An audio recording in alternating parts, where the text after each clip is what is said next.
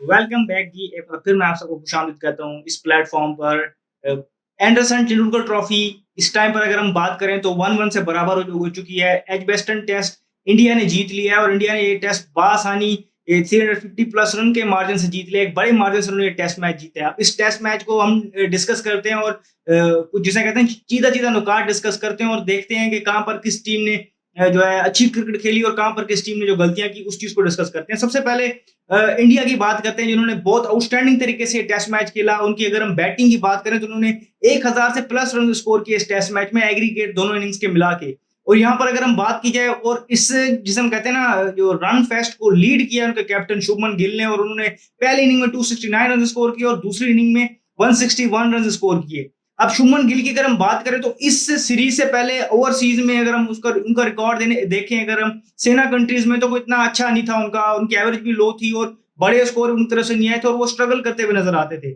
यहाँ पर अगर हम देखें तो उन्होंने इस सीरीज में जो है कैप्टनसी ली है और कैप्टन एज अ कैप्टन खेल रहे हैं और उन्होंने सीरीज से पहले ये कहा था कि जब वो बैटिंग करेंगे तो अपने आप को एज अ बैटर ही जो है जिसे कहते हैं ना कि लेंगे और एज अ बैटर खेलेंगे और वो कोशिश करेंगे कि सीरीज के अंत तक वो बेस्ट बैटर बने। और हमने देख लिया कि सिर्फ 3 टेस्ट मैच ही 4 इनिंग्स हुई हैं 2 टेस्ट मैच की और वहां पर वो ऑलरेडी 500 से प्लस रन्स कर चुके हैं सीरीज में। तो नजर आ रहा है कि वो बाय फार इस टाइम पर सीरीज के बेस्ट बैटर बनते जा रहे हैं। तो शुभमन गिल की अगर हम बात करें तो उन्होंने जिस तरीके से अपने आप को वहां पर अप्लाई किया पहली इनिंग में जिसे हम कहते हैं कि चीजें स्टार्ट अच्छा था इंडिया का, लेकिन एक एक टाइम पर हम देख रहे थे कि 211 पे उनके 5 आउट हो गए थे और लग रहा था शायद कि इस बैटिंग फ्रेंडली ट्रैक पे वो जरा सा जल्दी शायद आउट हो जाए, लेकिन वहां पर उन्होंने बड़े रिस्पॉन्सिबल तरीके से इनिंग खेली, लेके चले इनिंग को और अटैक और बैलेंस का उन्होंने बेहतरीन एक जिसे कहते हैं कि मिक्सचर दिखाया और एक बड़े ही जिसे हम कहते हैं ना पुरसकून अंदाज में एक क्लासी नॉक और जो जिसे हम कहते हैं प्लीजिंग टू आयज और जिसे हम कहते हैं एस्थेटिकली प्लीजिंग भी थी और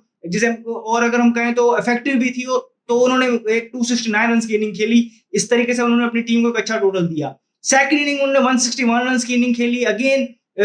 बेशक आप सारी चीजें देख लें कि उनकी टीम लीड में थी और ऑलरेडी एक अच्छे उस दिन जिसम कहते हैं कॉन्फिडेंस थी, लेकिन उनको एक टारगेट तक पहुंचना था। अगेन उन्होंने एक इनिंग खेली और ये चीज डिफाइन करती है कि पहली इनिंग में 269 रन करने के बावजूद भी उनकी जो हंगर है जो थर्स्ट है स्कोर करने की वो खत्म नहीं हुई और उन्होंने वहां पर फिर से एक जिसमें कहते हैं कूल कंपोज और एक क्लासी इनिंग 161 रन की अगेन खेली। इस तरीके से उन्होंने अपनी बैटिंग को लीड किया, उनका साथ दिया। अगर हम बात करें जायसवाल ने दिया और पंत ने भी दिया और जडेजा की बात की जाए तो उन्होंने दोनों इनिंग्स में स्कोर किया। इसके अलावा केएल राहुल ने भी स्कोर किया। तो उनकी बैटिंग लाइन ने थ्रू आउट परफॉर्म किया। उन्होंने एक लंबी बैटिंग लाइन खिलाई थी और टेल को उन्होंने अपना इसमें थोड़ा सा लंबा किया था और सब इस चीज पे सवाल उठा रहे थे कि उनकी बॉलिंग थोड़ा सा जो है जैसे कहते हैं ना कि अफेक्ट होगी इससे, लेकिन उस तरीके से वो अफेक्ट हुआ नहीं। अब यहाँ पर मैंने इनकी बैटिंग की बात कर ली। बॉलिंग की अगर इनकी बात की जाए इंडिया की तो वो उनके सिर्फ 2 बॉलर्स जो 2 फास्ट बॉलर्स हैं उन्होंने इनको मैच जिता दिया। पहली इनिंग में अगर हम बात करें मोहम्मद सिराज की, उन्होंने 5 विकेट हॉल लिया।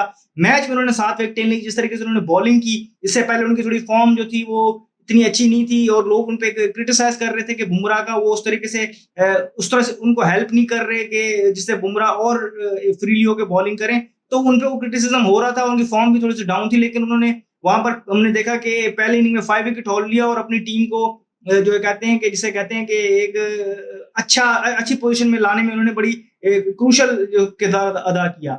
वहां पर अगर हम बात करें आकाशदीप की, जिन्होंने सेकंड इनिंग में 6 विकेट हॉल लिया और ओवरऑल मैच में 10 विकेट हॉल लिया, उनको इस मैच में शामिल किया गया था और उनको बुमराह की जगह लाया गया था और उन्होंने बुमराह की कमी महसूस नहीं होने दी।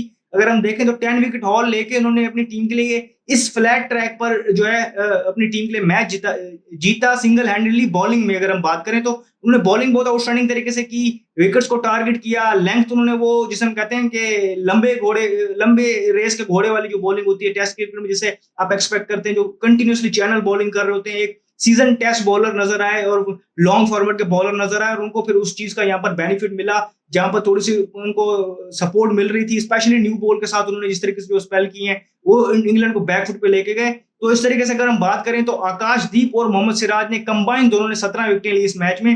तो इस तरीके से उन्होंने अपनी टीम को ये मैच जिताया।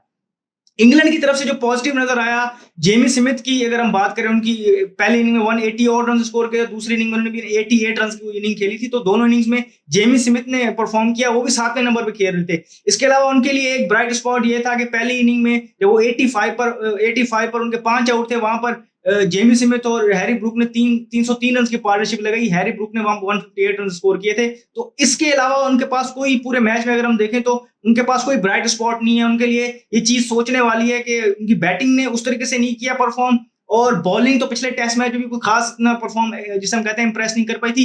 As a whole bowling unit इनके ऊपर सवाल है कि जो बॉलिंग यूनिट एक टेस्ट मैच की 2 इनिंग्स में 20 विकेटें ना ले पाए और 1000 से ज्यादा रन कंसीड कर जाए, तो इस तरीके से उनकी बॉलिंग लाइन पे सवाल है, उनकी कैपेबिलिटीज पे सवाल है। इंग्लैंड को अगर इस सीरीज में वापस आना है तो वहां पर उनको अपनी बॉलिंग को देखना होगा कि बॉलिंग उनको कैसे स्ट्रॉन्ग कर सकते हैं, क्योंकि इस बॉलिंग ग्रुप के पास वो आंसर्स नहीं है और ये कोई चैलेंज पेश नहीं कर रहे इंडियन बैटर्स को।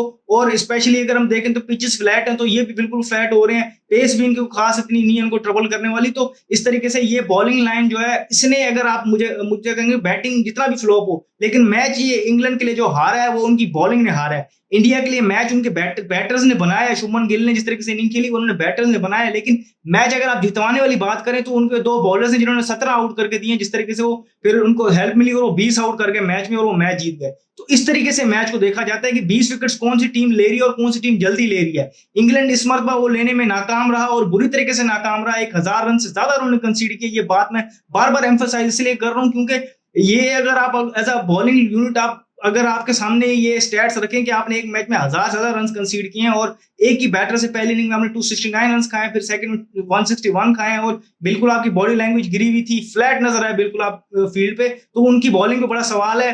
उनको ये चीजें सोचनी होगी क्योंकि अगले टेस्ट मैच में इंडिया के पास अगर हम देखें तो बेहतर बॉलिंग अटैक होगा और फार सुपीरियर होगा इंग्लैंड के मुकाबले में, कंसीडरिंग परफॉर्मेंस, क्योंकि आकाशदीप और ये मोहम्मद सिराज फ्रेश जा रहे हैं अच्छी परफॉर्मेंस से लॉर्ड्स, और फिर बुमराह भी वहां पर ऑब्वियसली खेलेंगे। तो इस तरीके से इंडिया का बॉलिंग अटैक बहुत बेहतर बन जाएगा और उनकी बैटिंग भी स्कोर कर रही है। अब उनको ये देखना पड़ेगा कि बैटिंग लंबी करने की उनको जरूरत नहीं, बैटर्स फॉर्म में वो रन्स कर रहे हैं, तो उनको एक स्पेशलिस्ट स्पिनर खिलाना चाहिए, सुंदर और जडेजा में से किसी एक ही जगह। ऑब्वियसली फिर वहां पर आपको सुंदर ड्रॉप होते हुए नजर आ रहे हैं, तो ये चीज उनको देखनी पड़ेगी। इसके अलावा वो बड़े अच्छे मोमेंटम के साथ जा रहे हैं, सीरीज उन्होंने 1-1 से बराबर कर लिया है और उनके बैटर्स हमने देखा है कि सारे फॉर्म में और सारे रन्स कर रहे हैं, और फिर अब तो बॉलिंग ने भी स्टेप अप किया और बहुत आउटस्टैंडिंग बॉलिंग परफॉर्मेंस दी उन्होंने और टेस्ट मैच जिता के दिया अपने बलबूते पे इंडिया को। तो जो भी फर्दर अपडेट होंगी हम यहाँ आपको देंगे। इस वीडियो में फिलहाल इतना ही, मुझे दीजिए शुक्रिया, अल्लाह हाफिज।